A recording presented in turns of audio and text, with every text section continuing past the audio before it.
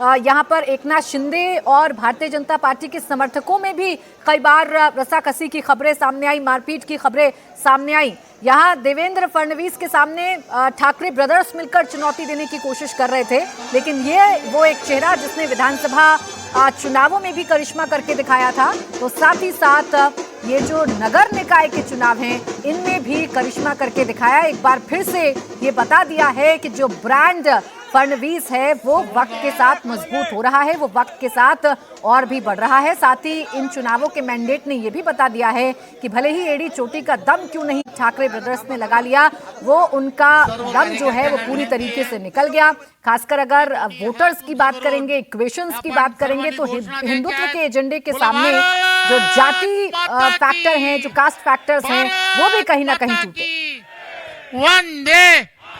वंदे भारतीय जनता पार्टीचा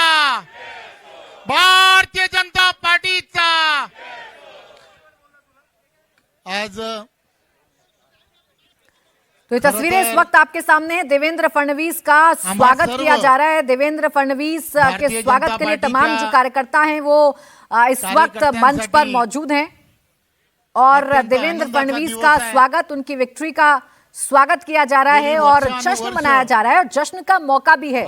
आप सोचिए 25 साल बाद ये मौका बीजेपी के सामने है कि अपना मेयर बनाया जा सके। अपना मुख्यमंत्री विधानसभा चुनावों में बीजेपी ने बनाया, देवेंद्र फडणवीस ने जीत दिलाई और अब एक बार फिर बीएमसी के चुनावों में और महाराष्ट्र के पूरे नगर निकाय के चुनावों में बीजेपी एक बड़े फैक्टर के तौर पर उभरी है। पार्टी नेण्याच्या दृष्टिकोनातून जे प्रयत्न करायला हवेत,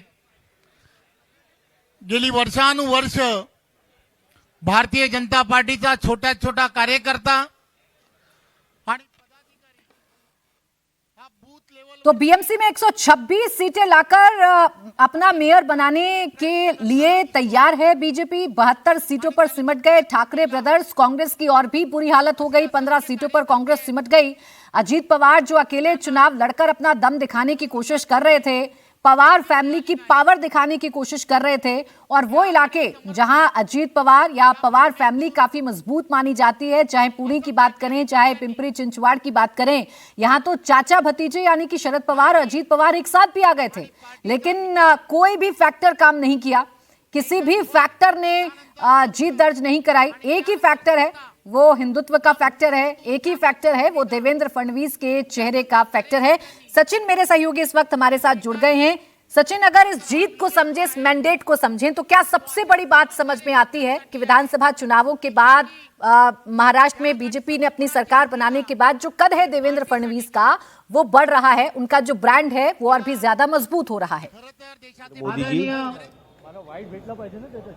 अमित भाई असतील, अमित भाई होंगे, नड्डा जी होंगे, नवीन जी होंगे आणि केंद्रातील असणारे सर्व नेतेगण और केंद्र के तमाम जो नेता आणि हैं आमचे सर्वांचे नेते और हमारे सबके नेता आदरणीय देवेंद्र जी, की ज्यांनी जिन्होंने गेली काही वर्षानुवर्ष पिछले कुछ सालों से महाराष्ट्राला महाराष्ट्र के लिए, एक दिशा देण्याचं काम, महाराष्ट्र को एक नई दिशा देने का काम किया है। हमेशा विकास की राह पर महाराष्ट्र को लेके गए हैं और पूरा चुनाव आम्हाला सर्वांना उन्होंने विकास के त्यांनी एक विजन दिलं होतं। मुद्दे पर आम्ही सर्व लड़ने का विजन उन्होंने दिया था। भारतीय जनता पार्टीचे नेते, पदाधिकारी सर्वांनी हम सब बीजेपी के नेता और सभी कार्यकर्ताओं ने ये तय किया था कि हम ये चुनाव प्रयत्न केला, विकास के मुद्दे पर ही लड़ेंगे। महाराष्ट्रातील सर्व जनतेचं महाराष्ट्र के तमाम मी जनता का मनपूर्वक धन्यवाद मैं यासाठी तहे दिल देतो से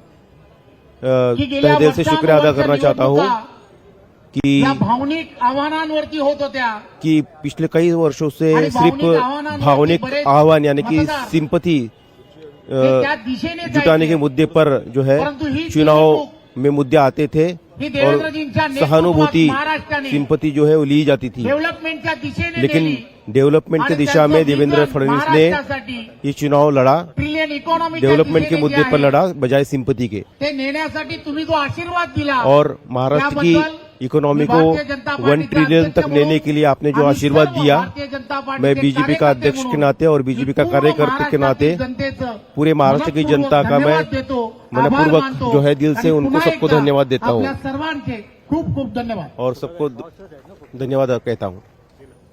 मी प्रसाद लाड महाराष्ट्र के नेते माननीय मुख्यमंत्री सन्माननीय देवेंद्र फडणवीस साहेबांना विनंती करतो की त्यांनी संबोधित करावं. देवेंद्र फडणवीस जो है वो अब संबोधित कर रहे हैं, घोषणा दे रहे हैं, भारत माता की जय. माता की